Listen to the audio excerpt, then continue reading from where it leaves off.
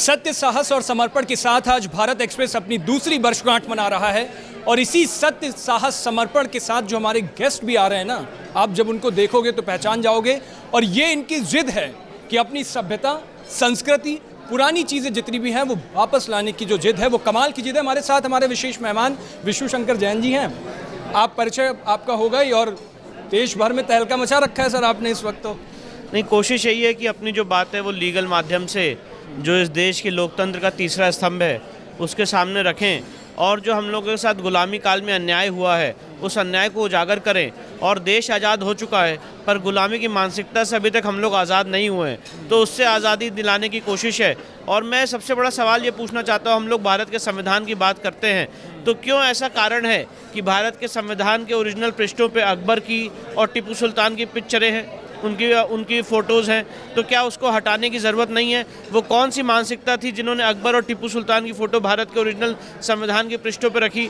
तो देश के सामने बहुत सारे मुद्दे हैं, चाहे वो ज्ञानव्यापी का मुद्दा हो, चाहे वो मथुरा श्री कृष्ण जन्मभूमि का मुद्दा हो, चाहे अपनी सांस्कृतिक अस्मिता, अपनी विरासत को वापस लाने का मुद्दा हो, आध्यात्मिक ऊर्जा के केंद्र को मुक्त कराने का मुद्दा हो, वक्फ एक्ट का मुद्दा हो, प्लेसेस ऑफ वर्शिप एक्ट का मुद्दा हो।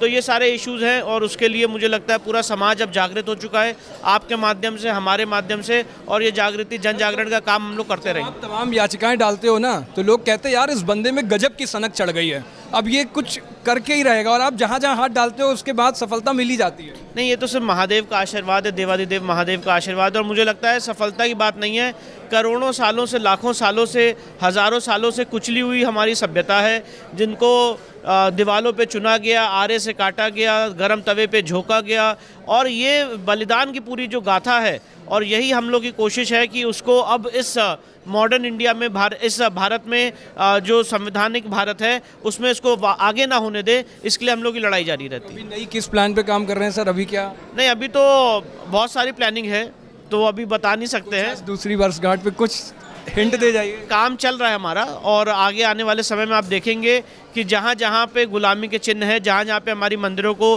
कब्जा किया गया है, उसको मुक्त कराने की जो न्यायालयीन संघर्ष है वो चलता रहेगा। अच्छा सर, एक आखिरी सवाल आपसे पूछूंगा। तमाम आप पे वो लगते हैं, लोग कहते हैं यार ये तो बीजेपी का आदमी है, बीजेपी वालों ने इसे पकड़ लिया, और विपक्ष लगातार आरोप लगाता रहता है, चाहे यूपी का हो, देश का हो, आप पे अटैक मोड में रहता है हमेशा। नहीं, देखिए, इसमें कोई भी किसी भी राजनीतिक दल का कोई रोल नहीं है, और मैं तो कहता हूँ मेरी जो मुहिम है उसको हर राजनीतिक दल समर्थन करे।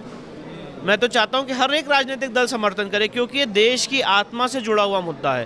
काशी विश्वनाथ की मुक्ति का मुद्दा, ज्ञानव्यापी मंदिर की मुक्ति का मुद्दा, मथुरा श्री कृष्ण जन्मभूमि का मुद्दा, ये सब हम लोगों की आत्मा से जुड़े हुए मुद्दे हैं। इसलिए इसमें किसी भी कोई राजनीतिक दल का कोई हस्तक्षेप नहीं है। और ये कोर्ट में लड़ाई चल रही है, तो कोई कोर्ट में लड़ाई किसी राजनीतिक दल का दिल होती नहीं है। पिटिशनर्स अपनी याचिका करते हैं, कोर्ट में तर्क होते हैं, और कोर्ट उस वक्त फैसला देती है। ठीक है सर, जैसे आप सत्य, साहस और समर्पण के साथ लगे हुए हैं, वैसे हमारा चैनल भी सत्य, साहस, समर्पण के साथ दूसरी साल एक्सप्रेस को बहुत बहुत धन्यवाद देता हूं, बधाइयाँ देता हूं और शुभकामनाएं देता हूं। और जैसे आप काम कर रहे हैं, एक निष्पक्ष पत्रकारिता का काम कर रहे हैं, निडर पत्रकारिता का काम कर रहे हैं, ईश्वर से यही मनोकामना है कि आप ऐसे ही करते रहें। बहुत बहुत धन्यवाद सर। ये थे विष्णु शंकर जैन जी हमारे साथ, और ऐसे तमाम मेहमान जो हमारे इस कॉन्क्लेव में आ रहे हैं, आपसे हम उनको रूबरू करा रहे हैं। देश दुनिया की बाकी तमाम खबरों के लिए देखते रहिए भारत एक्सप्रेस।